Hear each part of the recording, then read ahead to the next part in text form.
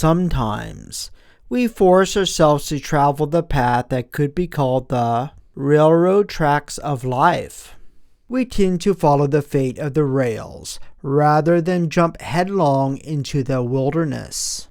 Why are we more willing to accept darkness because of its comfort from predictability, when we know what is ahead of us on the rails is not going to become any better? Why are we sometimes willing to surrender to the worst rather than take a chance on something better, when we know that if we do nothing, nothing changes, and especially not for the better? Are we really so willing to accept a horrible situation because of the inconvenience of taking an action to change it? Are we cattle? Do we honestly believe that our efforts may be wasted? Are we in denial that we may be a world of fatalists? Is this apathy simply resulting from a form of societal programming? Are we so afraid of taking a chance on change? How much or for how long are we willing to punish ourselves by staying in a situation rather than taking a gamble on what could be our only salvation? Too often we are willing to accept that which is the easiest in our lives. Too often we can go with the flow. We can look for the easiest way out. When we look for the easy fix in life, we may miss the true opportunities in life. In looking for the best score, sometimes we do not see the true opportunity under our nose. We must also be cautious of going too far to the other extreme. Why do some risk the unnecessary loss of something they need for the only hope of something better? Why are they so willing to risk so much just for a little bit of gain? We must think ahead and be cautious in sacrificing long-term stability in exchange for short-term gain. People must not exchange their long-term stability for the instant payment.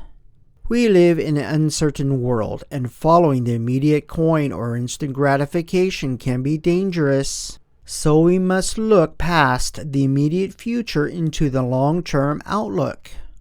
Do not look merely forward but beyond. Look to the distant future.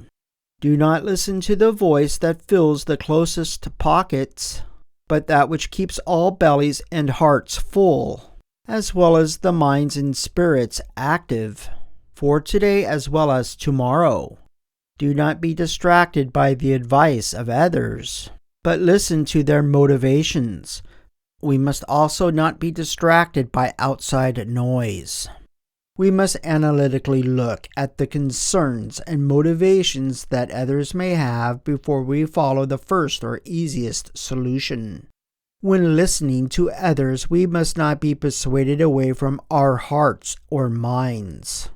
Each of us must listen to the heart and mind within ourselves.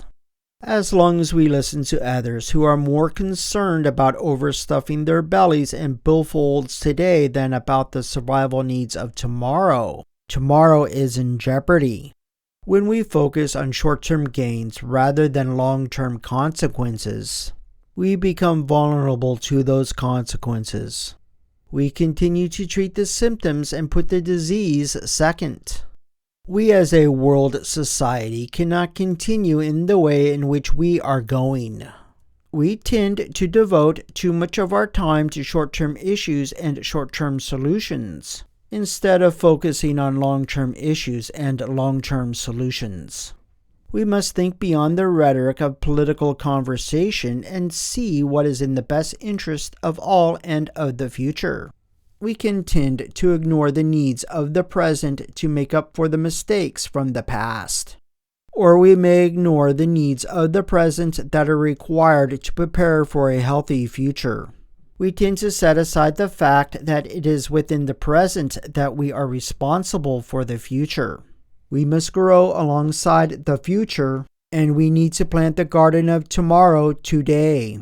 It is up to the generations of the world today to prepare the world for the generations of the future. To help me continue, please consider a like, subscription to this channel, download my free ebook or articles, or visit my website or social media channels. Thank you.